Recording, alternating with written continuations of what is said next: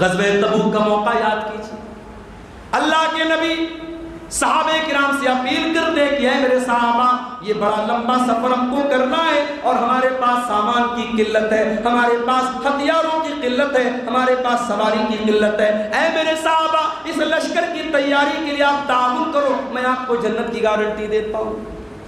عثمان غنی گھر سے آتے ہیں، اے اللہ کے نبی میں 100 اونٹ آپ کے لیے دے رہا ہوں، 100 اونٹ ماں ساز و سامان دے رہا ہوں۔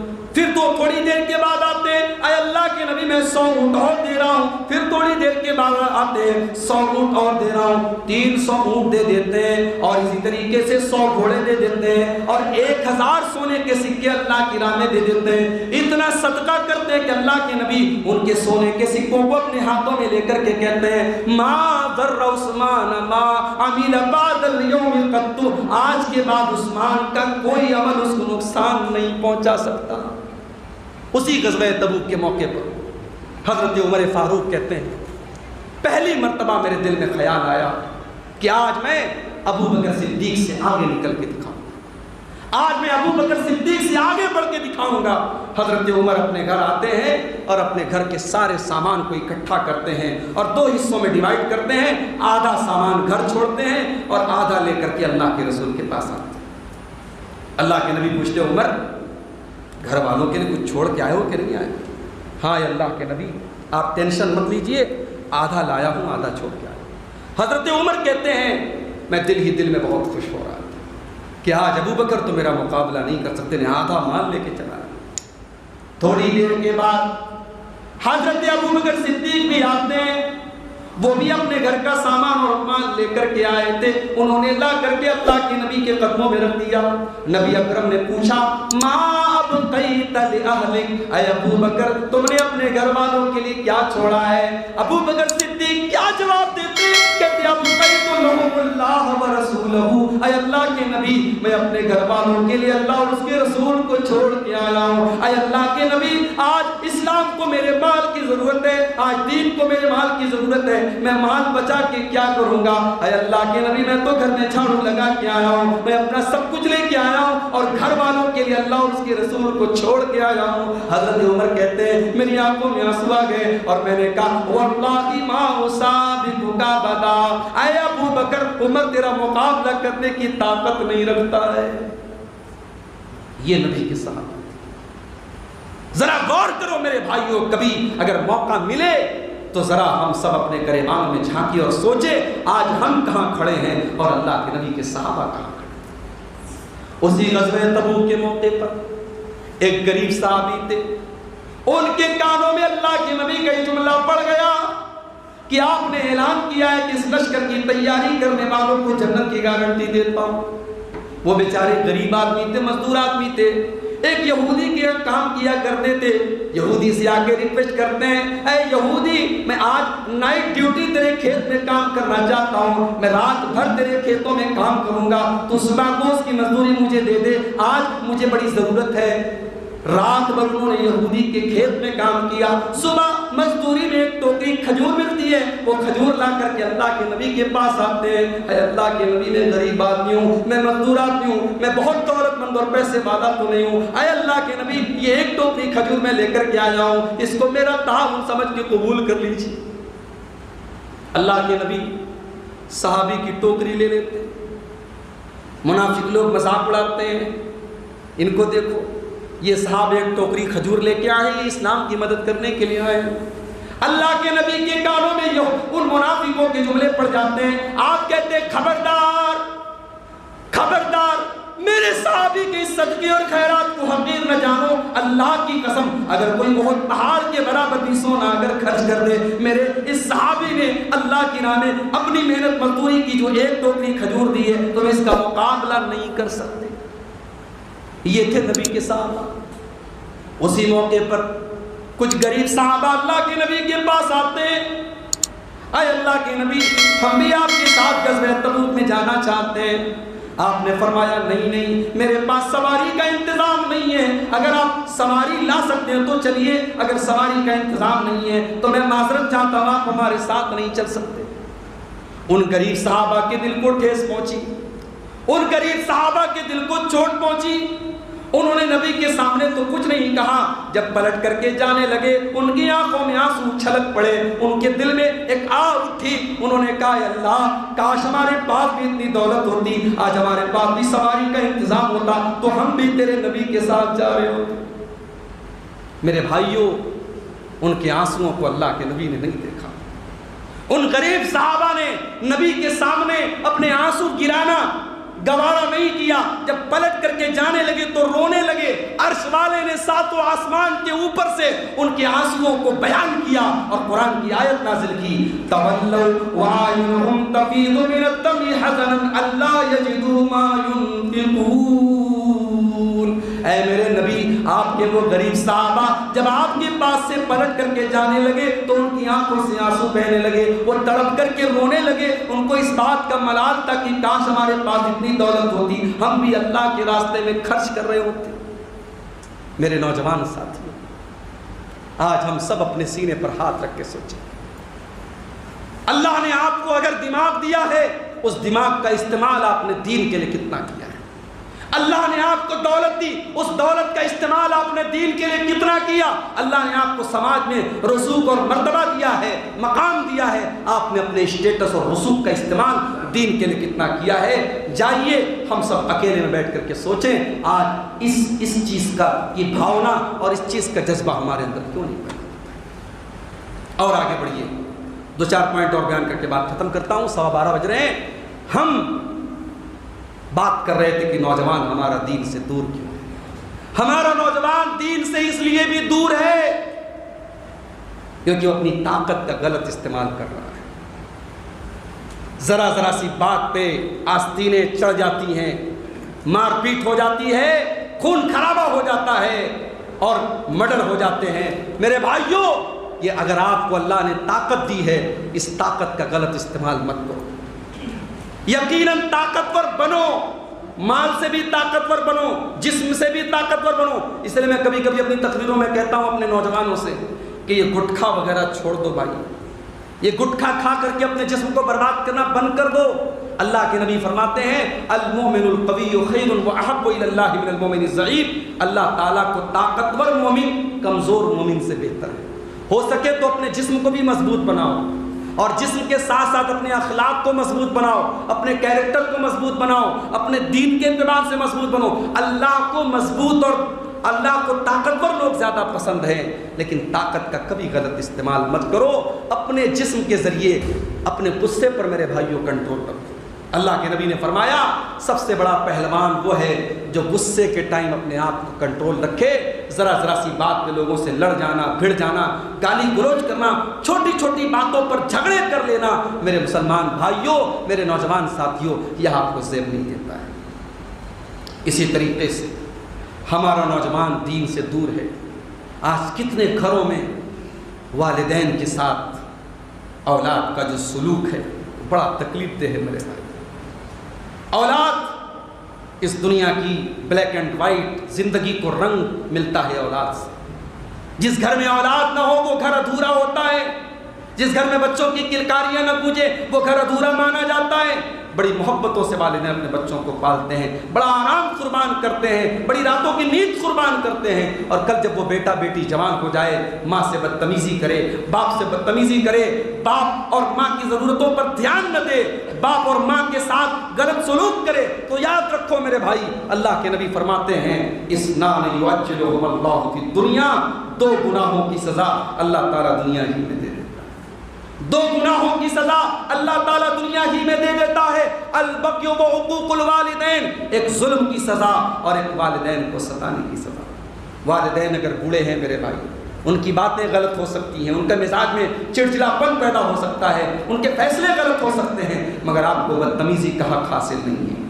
اپنی بیوی سے محبت کرو، لیکن بیوی سے محبت کے معاملے میں اتنے آگے نہ بڑھ جاؤ کہ والدین کو دھتکار دو، والدین کو چھوڑ کے چلے جاؤ۔ ماں نے آپ کو پیدا کیا ہے، باپ نے انگلی پکڑ کے چلنا سکھایا ہے، اپنے ماں باپ کی قدر کرو۔ آج کتنے گھروں میں ماں باپ کے ساتھ بڑا ظلم ہوتا ہے میرے بھائیوں۔ آج ہمارے نوجوانوں کے دین سے دوری کا ایک بہت بڑا سبب یہ ہے۔ اور آگے بڑھیے، آج ہمارا نوجوان دین سے دور ہے، اور اسی دوری کے نتیجے میں آج بھائی کا بھائی سے مقدمہ چل رہا ہے، زمین و جائیداد کو لے کر کے، روپیے پیسے کو لے کر کے بھائی بھائی کا دشمن بنا ہوا ہے۔ ایک ہی ماں کے پیٹ سے پیدا ہوئے، ایک ہی ماں باپ کا خون دونوں کی رگوں میں دوڑ رہا ہے، اور آج ایک دوسرے کے دشمن بن گئے۔ میرے بھائیوں، سب ٹھاٹ پڑا رہ جائے گا جب لاد چلے گا بنجارا۔ یہ زمین چھوڑ کے جانا ہے، یہ جائیداد چھوڑ کے جانا ہے، یہ بینک بیلنس چھوڑ کے جانا ہے۔ اپنے بھائیوں سے، اپنے بھتیجوں سے، اپنے خاندان والوں سے رشتہ قائم رکھو میرے بھائی۔ اگر کوئی تکلیف بھی پہنچاتا ہے، صبر سے کام لے لو، برداشت سے کام لے لو، اپنی طرف سے تکلیف مت پہنچاؤ۔ رشتوں کو جوڑ کے رکھو، رشتوں کو سنبھال کر کے رکھو۔ اللہ کے پیارے نبی فرماتے ہیں کہ لا یحل للمسلم ان یہجر اخاه فوق ثلاث، کسی مسلمان کے لیے جائز نہیں ہے اپنے مسلمان بھائی سے 3 دن سے زیادہ تعلق توڑ کے رکھے۔ کتنے بھائی ہیں اپنے بھائی سے ناراض ہو کے بیٹھے ہیں، کتنے باپ ہیں اپنے بچوں سے بات چیت نہیں کرتے ہیں، حاجی ہیں، نمازی ہیں، راتوں میں تہجد پڑھتے ہیں۔ میرے بھائی، یہ عبادت کس کام کی، یہ عمرے کس کام کے، یہ حج کس کام کے؟ جاؤ اپنے بچھڑے ہوئے بھائی سے جا کر کے گلے مل لو، اپنے شکوے شکایتیں دور کر لو۔ اس 4 دن کی زندگی کی وجہ سے اپنے رشتوں کو خراب مت کرو میرے بھائی۔ اس دنیا سے جاؤ تو دل میں کوئی کینہ اور کپٹ لے کے مت جاؤ۔ آج گھروں میں یہ حالات بھی ہم دیکھتے ہیں۔ اور آخری چیز جو بیان کر کے میں بات ختم کروں گا، ہمارا نوجوان آج جو دین سے دور ہے، اس کی بہت بڑی وجہ آج ہمارے نوجوانوں کا علماء سے دور ہو جانا ہے۔ ہمارا نوجوان آج علماء سے دور ہو چکا ہے۔ مسجد کے امام صاحب نماز پڑھاتے ہیں، سلام پھیرتے ہیں، نوجوان اپنے گھر، امام صاحب اپنے کمرے کی طرف۔ نہیں میرے بھائی، آپ کا اپنی مسجد کے امام کے ساتھ ایک کنیکشن ہونا چاہیے، آپ کا اپنے علماء کے ساتھ ایک اٹیچمنٹ ہونا چاہیے۔ آپ کے علماء ہی آپ کے ہیرو ہیں۔ آپ کے ہیرو یہ فلموں میں کام کرنے والے، ناچنے والے نہیں ہیں، یہ فلمی ہیروئن آپ کے ہیرو نہیں ہیں، یہ کرکٹر آپ کے ہیرو نہیں ہیں۔ آپ کو جنت کا راستہ بتانے والے، آپ کو نبی کا علم بتانے والے، آپ کو نبی کے دین کا راستہ بتانے والے علماء حق آپ کے ہیرو ہیں، وہ آپ کے رہبر ہیں۔ اپنے علماء سے اپنا رشتہ جوڑ دیجئے میرے بھائی۔ اور یاد رکھیے، جب تک یہ علماء موجود ہیں، آپ کے گاؤں میں، آپ کی بستی میں حرام کو حرام کہنے والے موجود ہیں، حلال کو حلال کہنے والے موجود ہیں، اللہ کی قسم تب تک آپ مصیبتوں سے بچے ہیں، تب تک آپ اللہ کے عذاب سے بچے ہیں۔ اللہ قرآن میں کہتا ہے وَمَا كَانَ رَبُّكَ لِيُهْلِكَ الْقُرَىٰ بِظُلْمٍ وَأَهْلُهَا مُصْلِحُونَ۔ جب تک کسی قوم کے اندر اصلاح کرنے والے لوگ رہیں گے، جب تک کسی قوم کے اندر علماء رہیں گے، جب تک کسی قوم کے اندر برائی سے روکنے والے رہیں گے، اللہ اس بستی کو ہلاک نہیں کرتا ہے۔ میرے بھائیوں، اپنے علماء کی قدر کرو، اپنے علماء کی ضرورتوں کو پوری کرو۔ آپ اپنے گھر میں اپنی فیملی کے ساتھ رہتے ہیں، اپنے پریوار کے ساتھ رہتے ہیں، آپ نہیں چاہتے اپنی بیوی سے دور رہنا، آپ نہیں چاہتے اپنے بچوں سے دور رہنا، آپ نے اپنے عالم کو، اپنے امام کو فیملی کوارٹر کیوں نہیں دیا؟ چھوٹا سا کمرہ آپ نے مسجد میں دیا۔ امام صاحب بیچارے مہینے میں ایک بار اپنی بیوی بچوں کے پاس جاتے ہیں، کیا ان کے بچوں کو اپنے باپ سے ملنے کا حق نہیں ہے؟ ان کی بیوی کو اپنے شوہر کے پاس رہنے کا حق نہیں ہے؟ میرے بھائیوں، یہ بہت بڑی ناانصافی ہے، اللہ کے ہمیں جواب دینا پڑے گا۔ ہم نے اپنے علماء کے بچوں کو جیتے جی یتیم بنایا، ہم نے اپنے علماء کی بیویوں کو شوہر کے رہتے ہوئے بیوہ بنا دیا۔ شوہر موجود ہے، بیوی بیوہ کی زندگی گزار رہی ہے، باپ موجود ہے، بچے یتیم کی زندگی گزار رہے ہیں۔ اپنے علماء کی قدر کرو میرے بھائی، اپنے علماء کی ضرورتوں کا خیال رکھو، اور دین کے مسائل علماء سے سیکھو۔ یاد رکھو، ہر وہ انسان جو تقریر کر لے، ہر وہ انسان جو یوٹیوب پر آ جائے، اس سے دین کا علم حاصل نہیں کیا جاتا، دین علماء سے لیا جاتا ہے۔ اور علماء بھی کون علماء؟ جو قرآن و حدیث کے جانکار علماء ہو، جو علماء حق ہوں، آپ ان سے دین کو حاصل کریں۔ یہی آپ کے رہبر ہیں، اور یہی آپ کو انشاءاللہ صحیح راستہ بتائیں گے، وہ راستہ بتائیں گے جس راستے پر اللہ کے نبی صلی اللہ علیہ وسلم نے ہمیں جو ہے دنیا میں چھوڑا ہے۔ اور آخر میں یہی عرض کروں گا میرے بھائیوں، سماج کے اندر ہم نے مختلف برائیاں ہیں، ان کو آپ کے سامنے رکھا ہے، لیکن سب سے بڑی جو برائی ہوتی ہے عقیدے کی برائی ہوتی ہے۔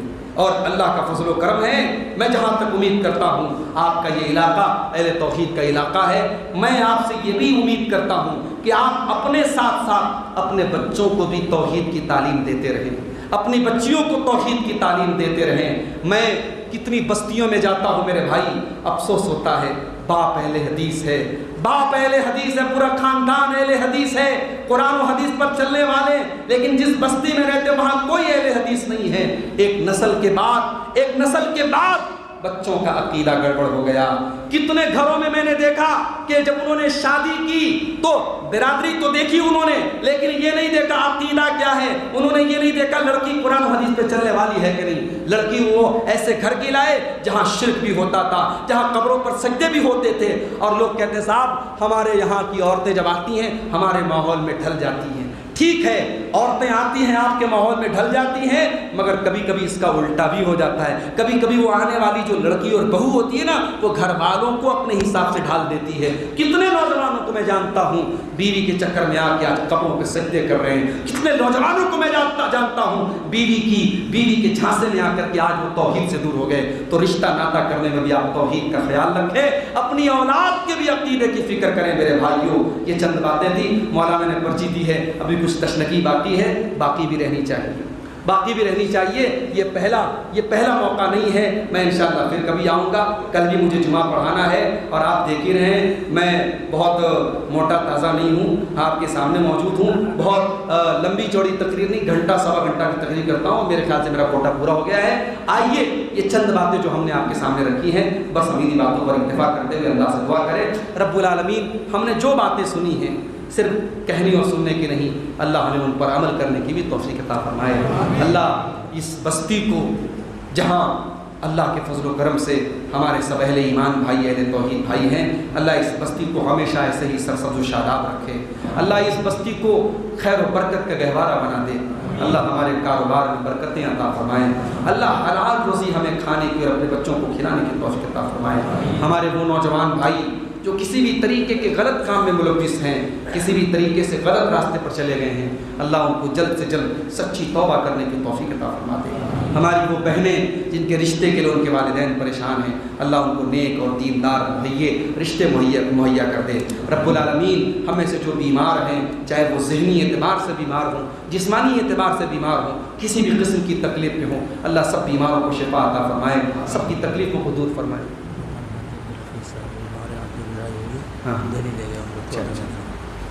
آپ کے علاقے کے حاجی عبدالحفیظ صاحب بیمار ہیں، ان کو بڑی زبردست چوٹ آئی ہے، ان کے حق میں دعا کریں اللہ ان کو بھی شفائے کامل عاجل عطا فرمائے۔ رب العالمین ہمارے تمام بھائی جو مسجدوں سے دور ہیں، نمازوں سے دور ہیں، اللہ ان کو نمازی بنا دے۔ رب العالمین ہمیں دین کے ساتھ اپنا رشتہ مضبوط کرنے کی توفیق عطا فرمائے۔ اللہ ہمیں خود بھی دین سیکھنے کی توفیق دے، اور اپنے اہل و عیال کو، اپنے گھر والوں کو بھی دین سکھانے کی توفیق عطا فرمائے۔ رب العالمین ہمارے ملک کی، ہمارے وطن عزیز کی بھی حفاظت فرمائے۔ جو طاقتیں، جو لوگ ہمارے ملک کے امن چین کو خراب کرنا چاہتے ہیں، اس ملک کے لوگوں کو آپس میں لڑانا چاہتے ہیں اور سیاست کی روٹی سیکنا چاہتے ہیں، اللہ ایسی تمام طاقتوں کو ناکام کر دے۔ اللہ اس ملک کے امن چین اور سکون کو برقرار رکھے۔ اللہ ظالموں کے ظلم سے اور شریروں کے شر سے ہم سب کی حفاظت فرمائے۔ اللہ ہمارے گھروں کی، ہمارے اہل و عیال کی، ہماری مسجدوں کی، ہمارے مدرسوں کی، ہمارے علماء کی حفاظت فرمائے۔ رب العالمین دنیا اور آخرت دونوں جہان میں ہم سب کو کامیاب کرے، جب تک دنیا میں زندہ رکھے، اسلام پر زندہ رکھے، اور ہم سب کا خاتمہ ایمان پر ہو، آمین۔ وآخر دعوانا الحمدللہ رب العالمین۔ السلام علیکم ورحمۃ اللہ وبرکاتہ۔